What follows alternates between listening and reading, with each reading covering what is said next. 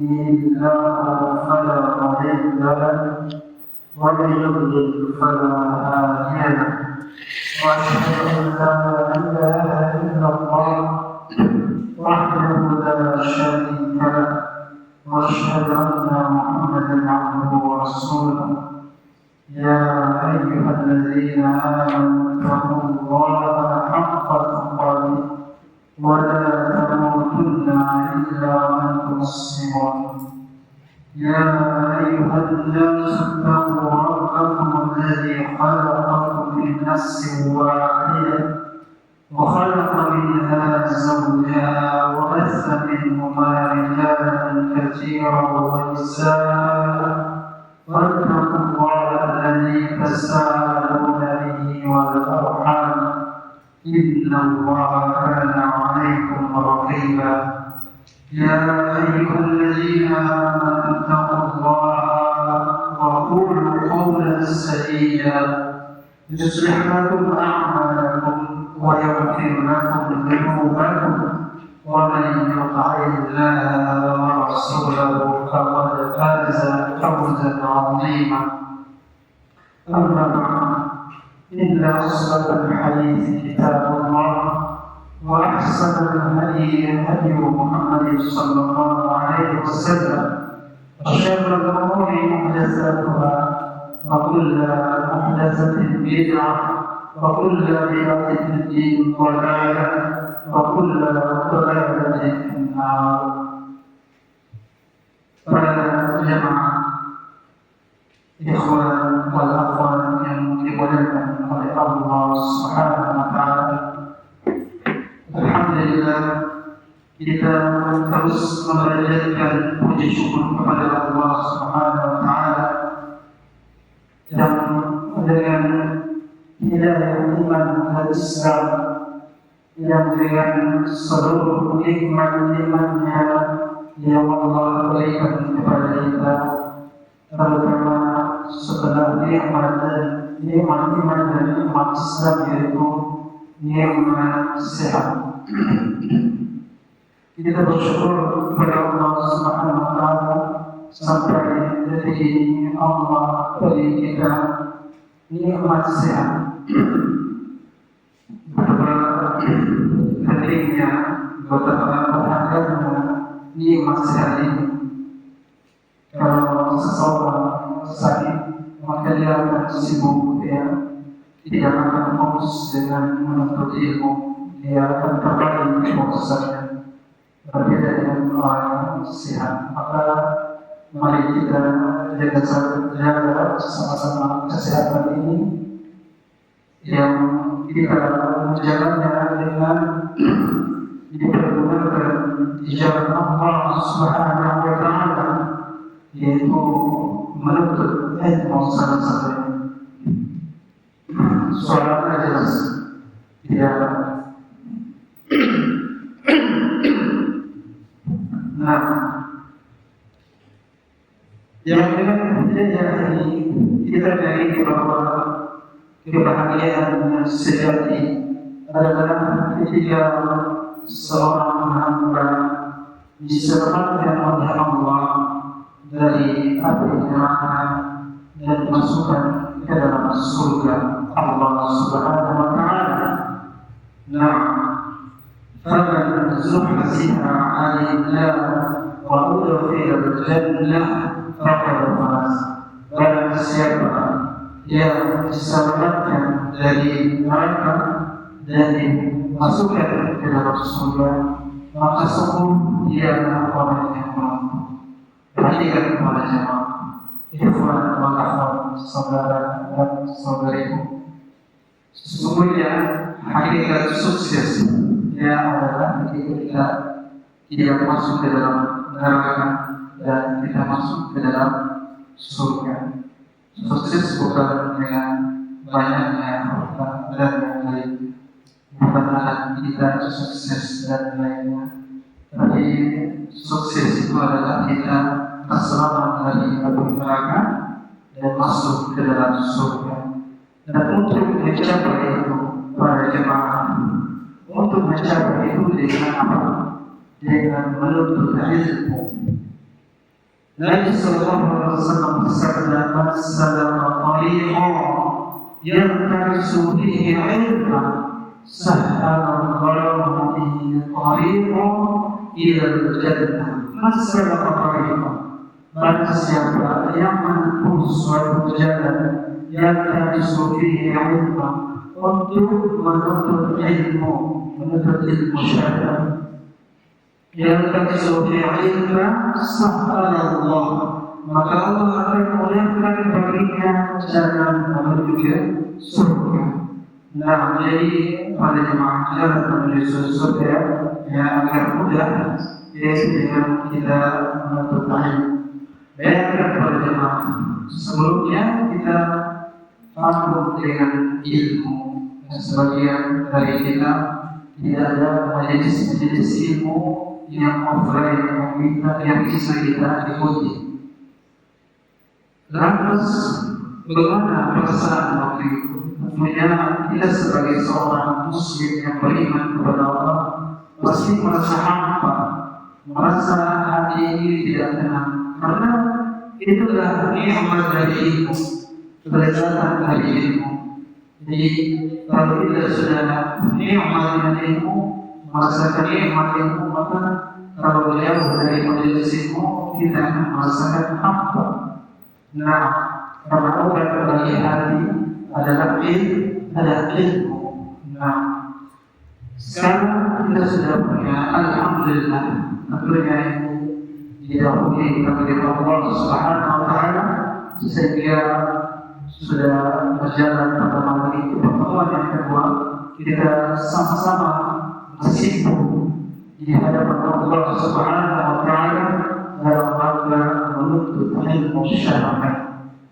Maka kesempatan yang sudah ada saat ini, ikhwan dan akhwat, kita jangan remehkan, jangan kita hanya bertele-tele, kita bersungguh-sungguh ya menuntut ilmu. Bayangkan kepada waktu belum ada majelis apa yang rasakan. Aku ingin ada kita ini ada majelis. Nah, tapi apa adanya? Ya. Sekarang setelah ada majelis, mari kita sama-sama manfaatkan majelis ini dengan sebaik-baik mungkin. Nah, tentu para jemaah diingat, yaitu aku datang ke sini, kita datang ke sini karena ilmu, karena keutamaan ilmu, sehingga dengan ilmu lah kita dapat yang memuliakan orang lain. Jangan ada sebagian orang yang datang, saya suka ustaznya, bukan ustaz di luar, tapi karena ilmunya. Kalau dia suka ustaznya dulu, itu dikhawatirkan dia akan bisa jatuh pada apa? Guru, ta'assub, ya. Maka yang pertama kita adalah ilmu lillahi ta'ala. Nah, kemudian yang kedua, lihat guru siapa yang memberikan. Nah, pada jemaah itu sedikit yang kita dapat sampaikan sebelum kita masuk pada materi kita ini. Nah, para jemaah ikhwan wal akhwat yang dimuliakan oleh Allah Subhanahu wa Ta'ala, di sela-sela waktu kita yang sehari penuh kita menghabiskan waktu untuk bekerja, maka ini memerlukan hanya setengah jam, jadi bahkan mungkin tidak cukup setengah jam kita menuntut ilmu. Maka harus sama-sama kita memanfaatkan ilmu yang telah diberikan oleh ulama. Nah, pada malam ini kita lanjutkan materi kita dari kitab yang berjudul Aqidahmu minal kitabi wa sunnatis sahih, dari Al-Quran dan sunnah yang sahih. Pertemuan sebelumnya, yaitu pertemuan pertama kita pada buku ini, yang buku ini dikarang oleh Syekh Muhammad bin Jamil Az-Zainu rahimahullah ta'ala. Beliau yang wafat pada tahun 2010 masih sesama dengan Syekhul Islam Ibnu Taimiyah dan yang selainnya sesama dengannya. Buku ini ya kalau kita lihat, kalau kita perhatikan, beliau membawakan di sini setelah muqaddimah hadhihi as'ilatun haramah. Ini adalah pertanyaan-pertanyaan yang penting fil aqidah yang berkaitan dengan aqidah. Ujibu 'alaiha yaqulu Syekh Muhammad. Yang aku jawab pertanyaan-pertanyaan tersebut dengan menyebutkan ma'arif dalil dan Quran wal hadis, dengan menyebutkan dalilnya dari Al-Quran dan hadis. Agar kenapa? Dia lain dan orang adalah semakin meyakinkan atau semakin menenangkan seorang pembaca ila sihhatil jawab atas kebenaran jawaban yang beliau berikan. Karena jawaban yang beliau berikan dari apa? Dari Al-Quran dan Sunnah yang sahih. Yang sahih maksudnya apa? Yang sahih apa yang datang dari para salafus saleh, yaitu dari para sahabat. Nah, lianna aqidah tauhid, karena aqidah tauhid, aqidah keyakinan mengesahkan Allah Subhanahu wa taala asasu sa'adatil insan, adalah fondasi kebahagiaan seorang manusia. Fondasi kebahagiaan seorang manusia di mana? Di dunia wal akhirah, di dunia dari akhirat. Seseorang yang mengagungkan Allah, yang mengesahkan Allah, yang mengharap kepada Allah saja semata di dalam peribadahan, di dalam amal salehnya, maka dia akan mendapatkan kebahagiaan di dunia juga di akhiratnya. Nah, kemudian beliau berdoa, Wallahu as'alu an yanfa'a, aku meminta kepada Allah agar bermanfaat bila yaitu kitab ini al-muslim untuk manusia, untuk kaum muslimin, wa yaj'alha dan Allah menjadikan kitab ini khalisatan lillahi ta'ala, ikhlas karena Allah Subhanahu wa ta'ala. Nah, Muhammad bin Jalil Zainul, ini penulisnya adalah Muhammad bin Jalil Zainul. Nah, jemaah, kita masuk pada pembahasan pertama dari kitab yang sangat berfikasi, yang hanya berhalaman sampai dengan 32 halaman, namun ringkas di dalamnya penuh dengan akidah-akidah yang sangat mendasar yang seorang muslim yang seharusnya ia mengetahui yang dasar-dasar ini. Nah, yaitu akidah yang sangat mendasar yang diambil dari Al-Quran dan hadis yang sahih. Baik, sekarang kita masuk pada pembahasan yang pertama. Nah, mari kita saya membaca. Bismillahirrahmanirrahim. Wassalamu ala Rasulillah. Qala al-mu'allifu rahimahullah, haqqullahi 'ala al-ibadi. As-su'al al-awwal. Ada. Afwan.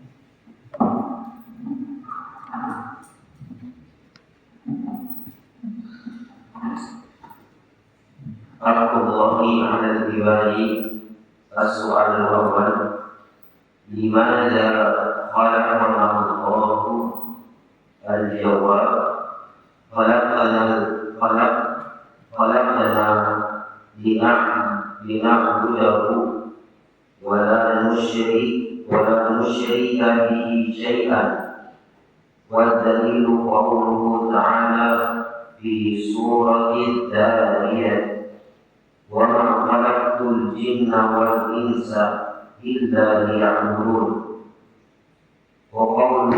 صلى الله عليه وسلم حق الله على العباد أن يعبدوه ولا يشركوا به شيئا متفق عليه. نعم يكفي جزاك الله خير.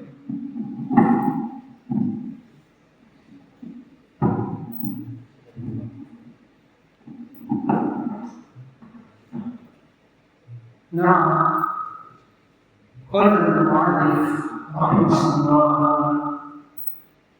رحمة واسعة حق الله على العباد ينبغي sedang mempelajari bahasa silakan bisa diarti juga bisa dihafal kami lebih sebagian besar tidak memiliki hafal. Nah, hak Allah ala al-ibad, hak Allah yang menjadi kewajiban bagi hamba-hambanya.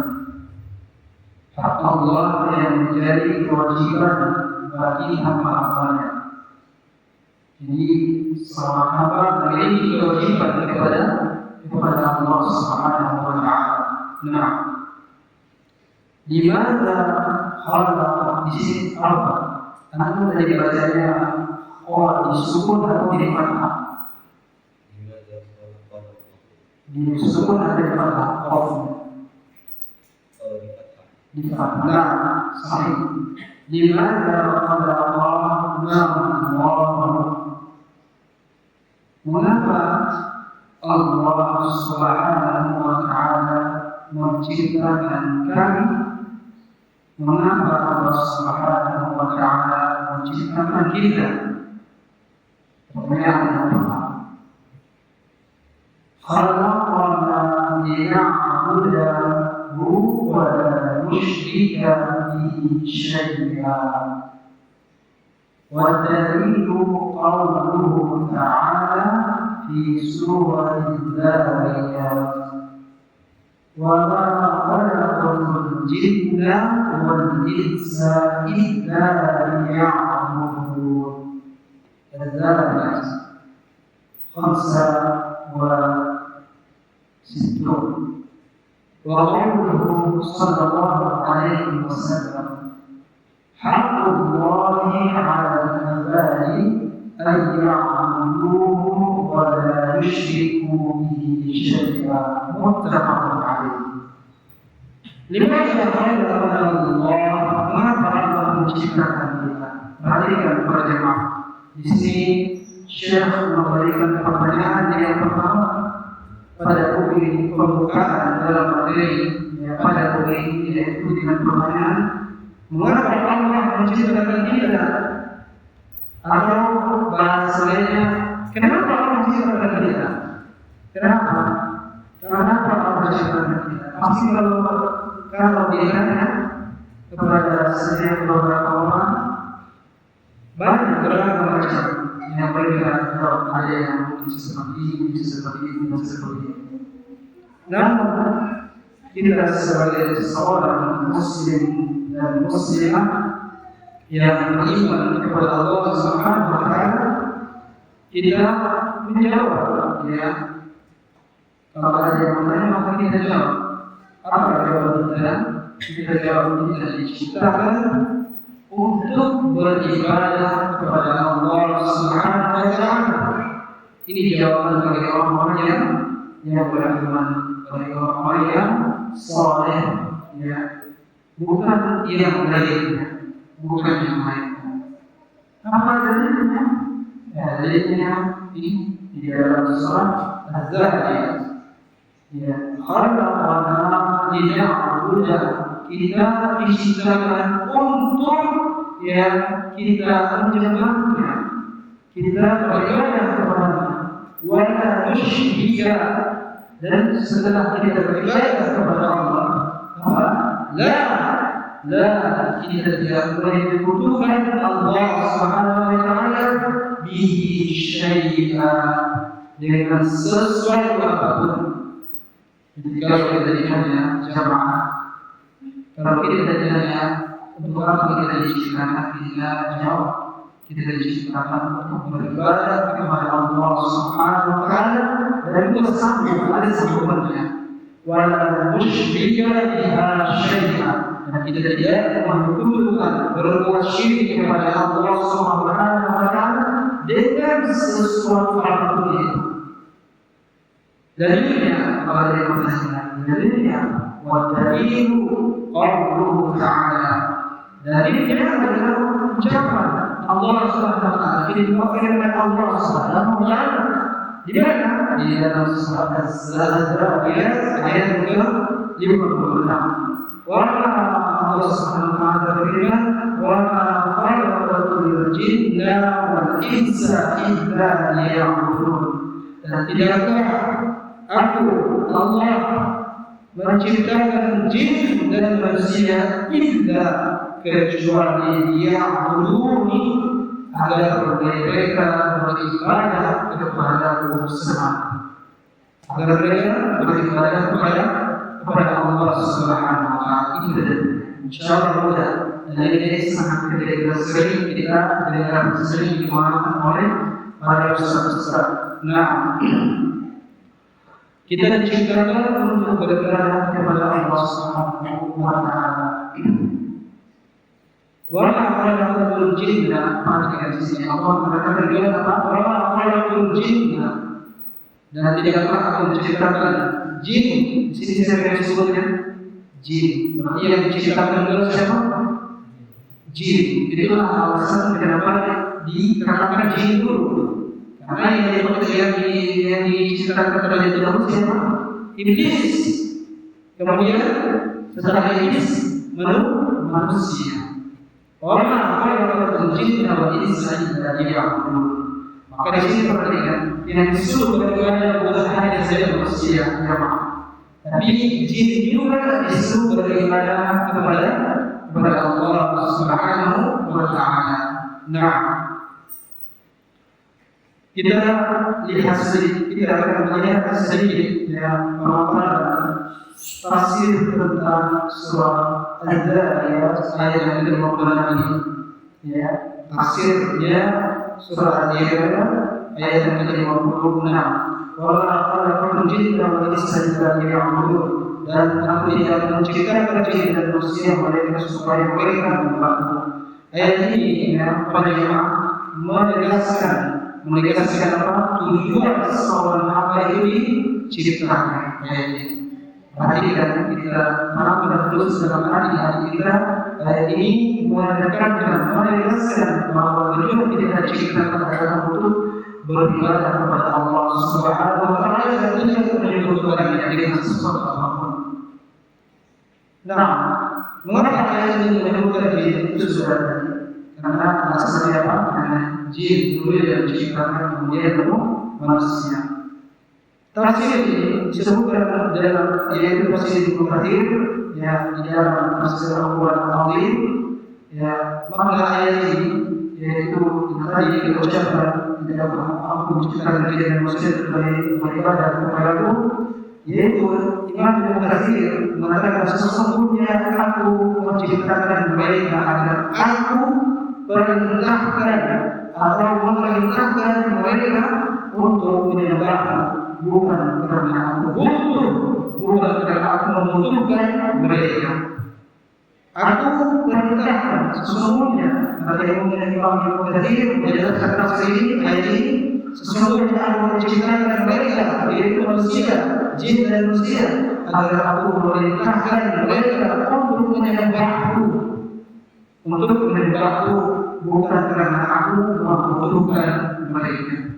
Jadi kita diperintah, bukan berarti perintah itu Allah butuh pada kita. Tapi siapa yang butuh pada Allah? Kita lah hamba yang butuh pada Allah Subhanahu wa taala.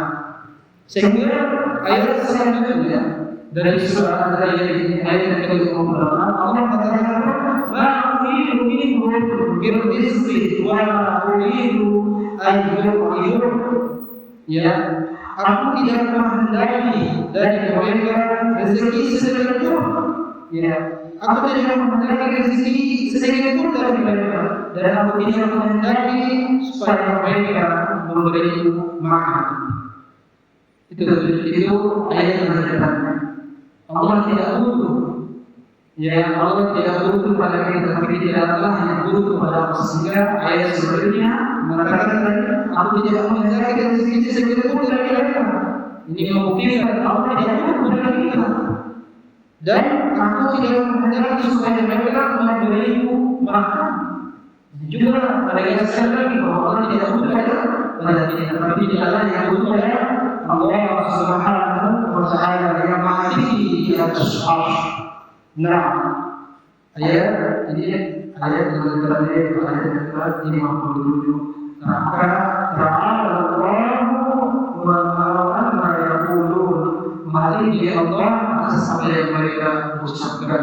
Ya, bahwa ada yang mengucapkan bahwa Allah itu kepada apa? Maka sesungguhnya Allah Maha tinggi. Ya, dari apa yang mereka ucapkan. Nah, jadi bagaimana orang yang butuh? Bagaimana orang yang butuh? Kita butuh sama teman kita. Pasti kalau kita butuh, kita melakukan sesuatu perbuatan padanya dengan baik. Kita berakhlak baik karena ada hajat kita, ada kebutuhan kita kepada Allah. Terus bagaimana kita tahu? Subhanahu wa ta'ala. Sedangkan dengan hamba kita begitu. Terus sedangkan Allah, apakah kita ibadahnya yang biasa-biasanya? Padahal kita yang butuh kepada Allah.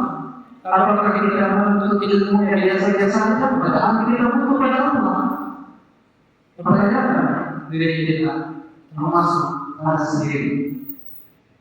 Kalau kita butuh pada seseorang, pasti kita akan melakukan dengan baik, dengan akhlak yang baik, dengan adab yang baik. Terus dengan Allah bagaimana? Nah, dengan Allah jelas pada jemaah lebih daripada memperhatikan seseorang hamba. Kita memperhatikan Allah Subhanahu wa Ta'ala yaitu dengan apa? Dengan mentaati seluruh perintah-perintahnya dan menjauhi seluruh larangan-larangannya. Bertakwa kepada Allah Subhanahu wa Ta'ala haitsu ma kunta dimanapun engkau berada. Nah, makanya itu Allah dari apa yang mereka ucapkan. Kemudian di sini ada dari Ali bin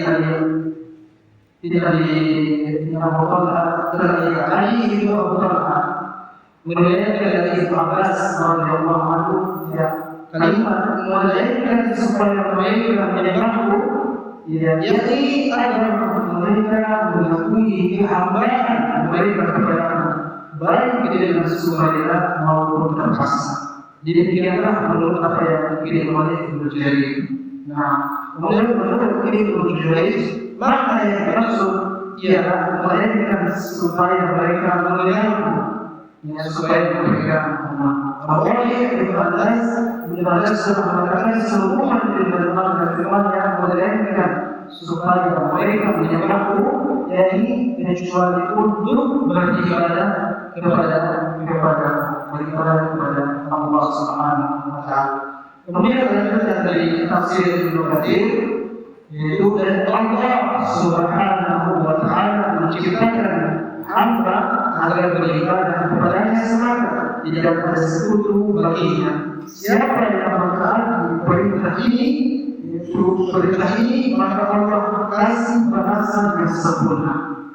Sebaliknya siapa yang mendurhakai perintah ini, maka Allah akan berikan balasan yang sangat pedih. Sesungguhnya balasan Allah itu sangat pedih, siksa Allah itu amat pedih. Ada waktu kita belajar ilmu tafsir di Ma'had, guru kita Dr. Al-Jawiyah, namanya. Beliau sejarah Mesir, beliau mengatakan tentang Mesir terdiri dari 30 membayangkan menceritakan tentang adab-adab dan kesenangan yang ada di surga. Pada jemaah perhatikan, yang menceritakan yang sampai sama kita tentang adab orang diuji di neraka dan lainnya. itu semua hanya sampai begitu saja siksaannya. Maksudnya gambaran dari langsung ada kita hanya begitu saja. Oh hanya pokoknya akan mikir sampai puncak hanya sampai di situ. Padahal ada orang punya sampai di situ. Lebih dari apa yang kita pikirkan tentang azab Allah Subhanahu wa taala. Jadi lebih dari itu bukan gambaran yang ada yang kita bukan. Tapi lebih dari itu. Bayangkan. Sehingga di akhirat di surga orang yang masuk surga akan disebut kebahagiaan. Kemudian orang yang masuk neraka akan disebut kebahagiaan, akan disebut kebahagiaan. Maksudnya orang yang masuk surga tidak akan pernah mati dan orang yang masuk neraka tidak akan pernah mati selama-lamanya kekal di dalam neraka. Yang berjamaah. Begitu juga bagi masuk surga kita dibayangkan. Apa yang di dalam surga ada diceritakan wanita-wanita yang sampai kulitnya sampai bulan-bulannya dirugi kegiatan sampai bulan-bulan. Apa bisa diambil di mana? Bisa kita dapatkan, tapi hanya di bagian kita saja. Nanti sebenarnya hakikatnya lebih dari itu kenikmatan yang diberikan oleh Allah Subhanahu wa taala. Nah, jadi para jemaah sesungguhnya azab Allah, balasan Allah sangat amat pedih dan balasan Allah di surga sangat amat membahagiakan, sangat amat puas. Ya, nah, bahkan dikatakan kalau saja di surga itu seseorang bisa mati, maka dia akan mati dengan kenikmatan yang Allah berikan. Begitu juga bagaimana seandainya seseorang masuk neraka terus kematian akan menjemputnya, maka dia akan mati karena dia disiksa, mati karena siksaan yang sangat pedih. Nah, kemudian di sini kita masuk pada perkataan illa liya'budun. Kalimat illa liya'budun kecuali agar atau kecuali supaya mereka menyembahku. Di sini ada perbedaan makna ini, perbedaan tafsir dan perbedaan makna kalimat illa liya'budun. Ya, ada beberapa perbedaan yang bisa kita bawa di sini. Makna kalimat illa liya'budun, tafsir yang pertama dari Ali bin Abi Thalib radhiyallahu anhu, makna kalimat kecuali agar mereka beribadah kepadaku. Di sini dikatakan agar aku perintahkan mereka untuk beribadah kepadaku dan aku ajak mereka untuk melakukan peribadahan kepadaku. Agar aku perintahkan mereka untuk beribadah kepadaku dan aku ajak mereka untuk melakukan peribadahan kepadaku. Ini penafsiran dari sahabat Ali bin Abi Thalib radhiyallahu anhu. Kemudian penafsiran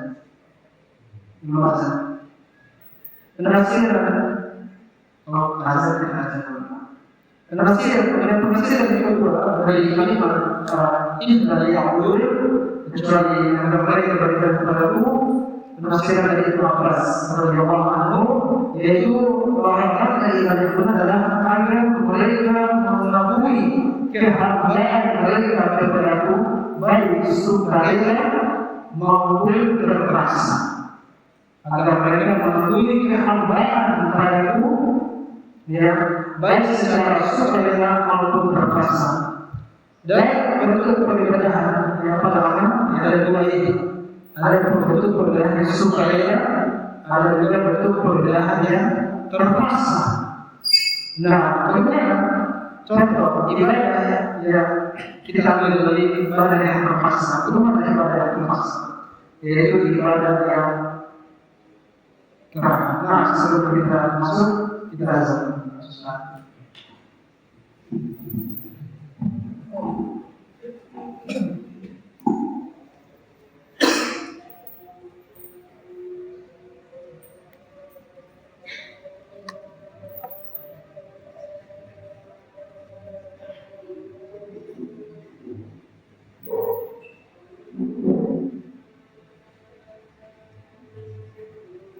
Allah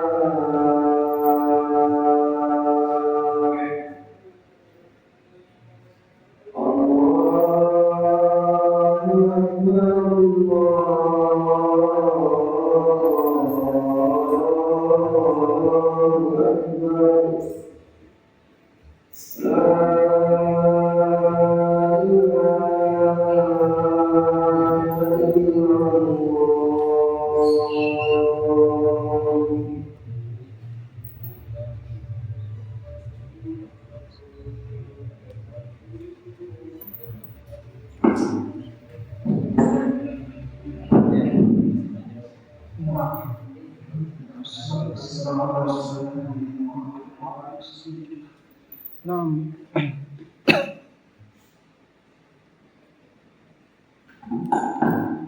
نعم.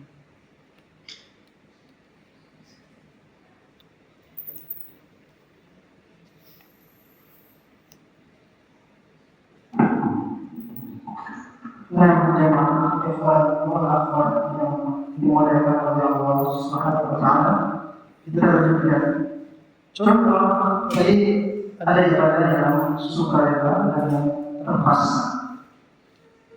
Kita ambil dari contoh ibadah yang terpaksa, dari ibadah yang karah, disebutkan karah, yang ibadah yang dilakukan untuk semua hamba. Ibadah yang karah yang terpaksa itu dilakukan untuk semua hamba. Ya, sebagaimana di dalam Al-Quran surah Maryam dikatakan, ya, surah Maryam ayat 93. Allah Subhanahu wa taala contohnya di sini di dalam surah Maryam ayat 93. Allah Subhanahu wa taala berfirman, "In kullu man fis samawati wal ardi illa atana ar-rahmani 'abada." Tidak ada seorang pun di langit dan di bumi kecuali akan datang kepada Tuhan yang Maha Pengampun selaku seorang hamba. Ya, in kullu man fis samawati wal ardi illa atana ar-rahmani 'abada. Tidak ada seorang pun di langit dan di bumi kecuali akan datang kepada Tuhan yang Maha Pengampun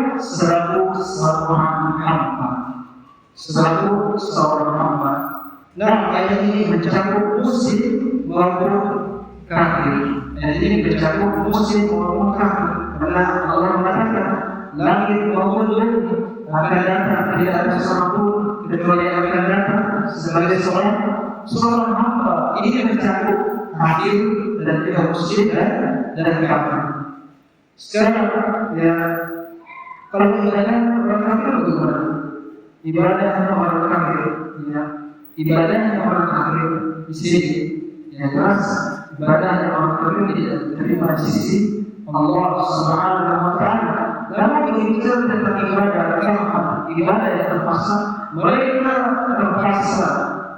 terpaksa dengan apa? Dengan takdir yang Allah tetapkan kepada mereka. Di sini termasuk ibadah. Ibadah untuk orang kafir itu ada mereka tidak bisa keluar dari kehendak Allah Subhanahu Wa Taala.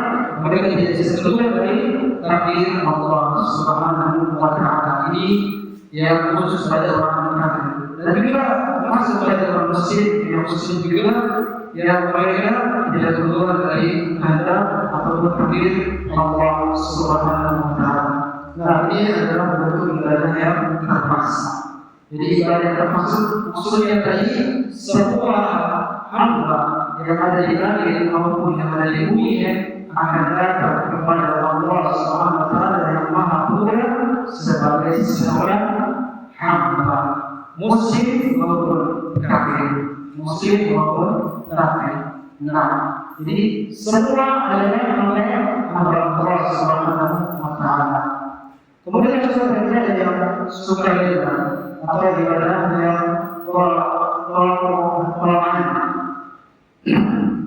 Ya, sebenarnya ibadah yang dilakukan oleh seorang mukmin, ya, sebagaimana ibadah yang dilakukan oleh seorang mukmin karena ia mencintai Allah Subhanahu Wa Taala. Ibadah yang sukarela, sebagaimana kita lakukan ibadah tersebut kepada Allah, ya, secara sukarela. Karena kita mencintai Allah, maka kita bersujud kepada Allah Subhanahu Wa Taala. Kita mencintai Allah, maka kita rukuk kepada Allah Subhanahu Wa Taala. Kita mencintai Allah, maka kita berdoa di hadapan Allah Subhanahu Wa Taala. Kita menghambakan dirinya dengan menjalankan berbagai macam perintah di hadapan Allah Subhanahu Wa Taala. Ini adalah ibadah yang sukarela. Karena kita seorang muslim, maka kita sukarela. Sukarela untuk beribadah kepada Allah Subhanahu Wa Taala. Baik. Nah, itu tadi penafsiran yang kalimat illa ya'budun dari Ibnu Abbas. Kemudian ada penafsiran dari Mujahid bin Jabr. Ini adalah ulama tabi'in, murid Ibnu Abbas radhiyallahu anhu. Beliau berkata, "Kalimat illa ya'budun illa li'amurahum wa anhahum."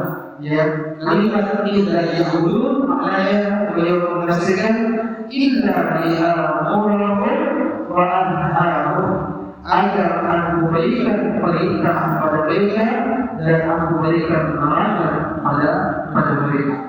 Ini makna dari illa ya'budun, agar mereka beribadah kepada Tuhanku. Illa liya'budun, agar mereka menyembah.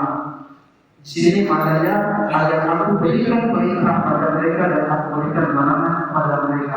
Sehingga illa liya'budun adalah agar mereka menjalankan perintah dan larangan Allah Subhanahu Wa Taala.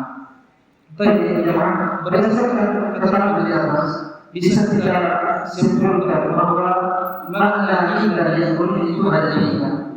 Ya, selain penafsiran di atas ada banyak penafsiran yang kita cukupkan ada tiga. Nah, jadi kesimpulannya ada tiga penafsiran. Kesimpulannya ada tiga. Makna yang pertama dari penafsiran dari keterangan di atas, agar mereka menjalankan setiap perintah dan menjauhi larangan. Agar manusia menjalankan setiap, agar diri dan manusia menjalankan setiap perintah dan menjauhi larangan. Ini sebagaimana yang disebutkan tadi pada tafsir Mujahid bin Jabal. Nah, kemudian makna yang kedua yang kesimpulan dari makna pada makna yang kedua, dan makna ini dalam arti ibadah yang luas, yaitu apa?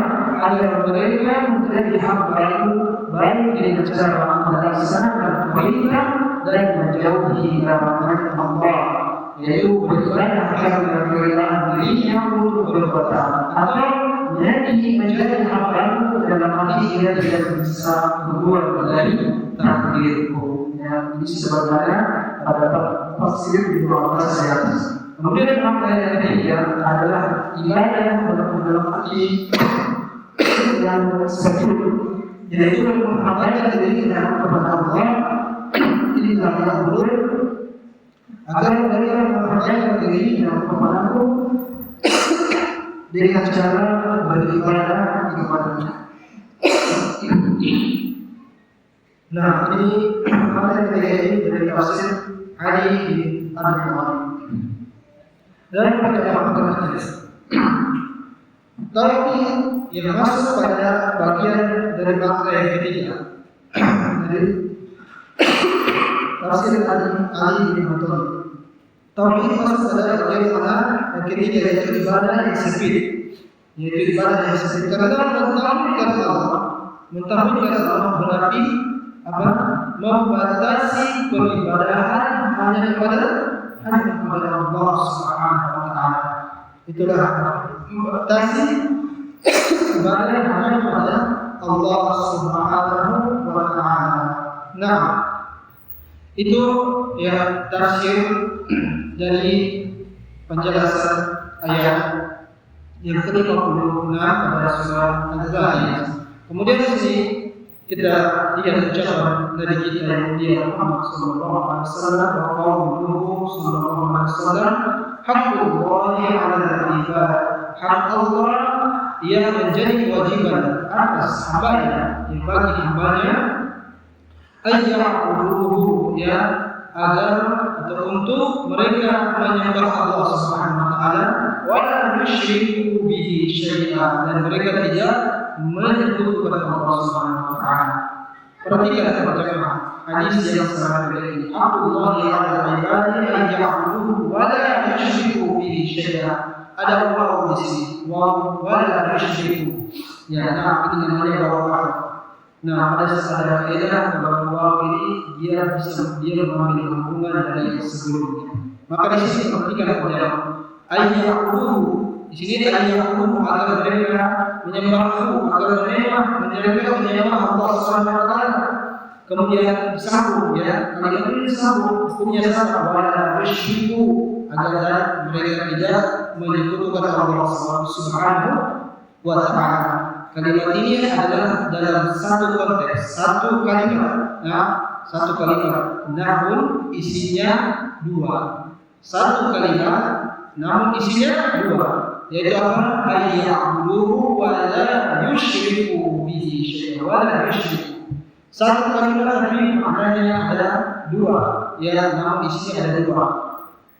Dan dalam perhatikan dari segi terjemahannya, yaitu agar mereka beribadah kepadaku, agar mereka menyembah Allah, dan juga setelah menyembah Allah wala yusyriku, dan agar mereka tidak menyekutukan Allah Subhanahu wa taala. Jadi penyembahan kepada Allah dengan kesyirikan kepada syaitan ini tidak akan bersatu. Tidak akan bersatu kita menyembah Allah. Setelah itu besok siang kita berbuat syirik, maka gugurlah penyembahan kita kepada Allah Subhanahu wa taala. Tidak berlaku penyembahan kita kepada Allah Subhanahu wa taala. Ya, dari Tuhan ini tidak bisa disatukan. Ya, tidak bisa disatukan. Juga contoh lainnya di dalam Al-Qur'an, misal di dalam surah Al-Baqarah ayat 275. Allah Subhanahu wa taala berfirman, yang dalam satu kalimat tapi dua isi. Allah Subhanahu wa taala berfirman, "Ahallallahu al-bai'a." Allah menghalalkan dua jenis al-bai', Ya, wa'allama ar-riba, dan Allah mengharamkan riba. Allah mengharamkan riba. Allah mengatakan wa'ahallallahu al-bai'a. Allah mengharamkan jual beli. Wa'ahallallahu riba. Dan Allah mengharamkan riba. Maka jual beli lawannya riba. Tidak boleh dalam jual beli itu ada unsur riba. Nah, riba tidak boleh dimasukkan kepada jual beli, dan jual beli tidak boleh dimasukkan kepada riba. Maka ini tidak bisa bersama. Jadi banyak contoh lain yang Allah yang kalimat dalam satu kalimat tapi dua makna. Seperti ini tadi juga dalam akidah tidak boleh kita menyembah Allah Subhanahu wa taala, kemudian setelah kita menyembah Allah kita berbuat kesyirikan.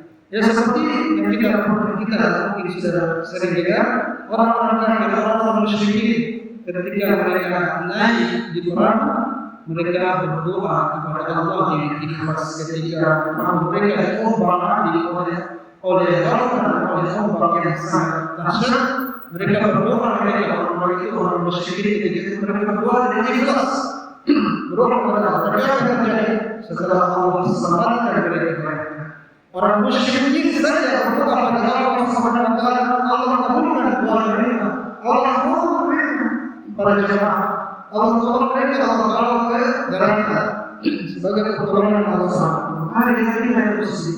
Kalau kita berdoa kepada Allah itu sudah yang kita muslim. Maka kita bersyukur kita tadi dari rahmat yang muslim. Nah, kemudian setelah Allah selamatkan mereka, apa yang terjadi? Mereka kembali kufur kepada Allah, mereka syirik kepada Allah, tetap kembali kepada kekafiran mereka. Hanya pada kesalahan saja mereka meminta tolong kepada Allah. Itu pun Allah mengabulkan mereka. Padahal mereka tidak percaya kepada kafir. Apa di mana disebutkan di surah Al-Ankabut ayat Allah berikan di surah Al-Ankabut ayat 65. Allah Subhanahu wa taala berfirman, "Fa idza raqibu", apabila mereka naik di fulki, ya pada perahu-perahu, di perahu-perahu yang itu mengombangkan mereka di lautan, da'allaha mukhlisin, mereka berdoa kepada Allah Subhanahu wa taala dengan ikhlas mukhlisin lahu dina, falamma najjahum, dan apabila tatkala mereka Allah selamatkan ilal barri, kepada lautan, kepada daratan, ke daratan, idahum yusyrikun, maka mereka kembali musyrik kepada Allah Subhanahu wa taala. Ini Allah berikan mereka di dalam surah Al-Ankabut, ya. Maka para jemaah perlu kita perhatikan. Kita berdoa kepada Allah, jangan sampai ibadah kita ada tercampur dengan kesyirikan kepada Allah Subhanahu wa taala. Jangan sampai tercampur ibadah kita dengan kesyirikan. Maka kalau tercampur ibadah kita dengan kesyirikan, maka gugurlah kesyirikan tersebut. Dan hakikatnya orang yang berbuat syirik kepada Allah sebenarnya dia orang yang akalnya sudah sangat tumpul. Bayangkan, kenapa dia masih pakai sesama makhluk padahal menciptakan siapa? Allah Subhanahu wa taala yang menciptakan. Dimana Allah? Ya, Allah yang menciptakan hamba-Nya sendiri. Kok hamba ini pergi ke hamba yang lain, ke makhluk yang lain? Aneh tidak? Berarti otaknya itu tumpul, akalnya sudah tumpul. Dia minta kepada sesama makhluk yang makhluk itu tidak selalu memberikan. Kalau makhluk itu masih disisa jika dalam keadaan kemampuannya, maka itu boleh. Tapi yang tidak boleh apa? Yang menjadi khususan Allah. Seperti banyak yang menahan Allah, menahan hujan, karena dia kepada yang menurunkan hujan siapa? Allah. Dia yang menurunkan hujan Allah. Bukan yang berarti yang menahan hujan siapa? Allah juga. Minta sama Allah, bukan minta sama makhluk. Tidak, dia yang termasuk. Bukan seperti itu.